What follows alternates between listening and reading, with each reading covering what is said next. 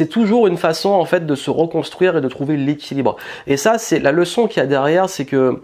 en fait, au lieu de se poser la question dans quelle case je rentre et comment j'arrive justement à rentrer dans ces cases, ben, accepter juste comment je suis. Oui, il y a des trucs sur lesquels on peut me trouver bizarre, les gens ne comprennent pas et tout, mais on s'en fout, parce que les bonnes personnes comprennent, les bonnes personnes me suivent, et surtout, je préfère être focalisé sur mes projets, sur ce que j'ai envie de créer, plutôt que sur ce que font les autres. Parce que j'ai aussi ce côté un petit peu presque d'égo de j'aime un peu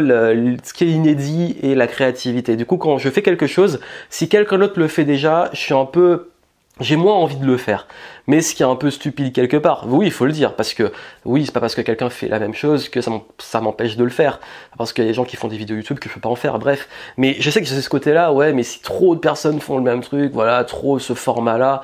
bof, j'ai pas trop envie, donc du coup j'ai vraiment envie de chercher un truc nouveau, mais c'est pas forcément une bonne chose. Donc vous avez vu, c'est toujours un petit peu en train de me chercher par rapport à ça, mais j'ai trouvé que la meilleure façon,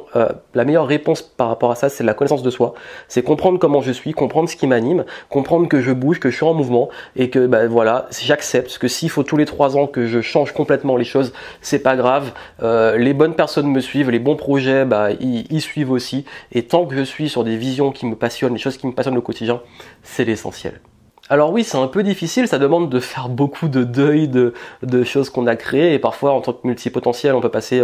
1 an, 2 ans, 3 ans sur un truc et passer complètement à autre chose après, mais c'est ok si on est comme ça. Et c'est surtout, des fois je me dis, il vaut mieux une fin, il vaut mieux une bonne série ou un bon film qui est plutôt court, qui a pas beaucoup de saisons, plutôt que ces séries qui s'éternisent sur plusieurs saisons jusqu'à ce que ça devienne vraiment nul et qu'on n'ait plus envie de les suivre. Donc je me dis parfois, quitte à faire 3 saisons, 3 années d'un truc à fond et après on passe à autre chose, à une nouvelle œuvre à créer. Et ça vraiment, c'est la meilleure des réponses, surtout pour ceux qui s'identifient dans la multipotentialité.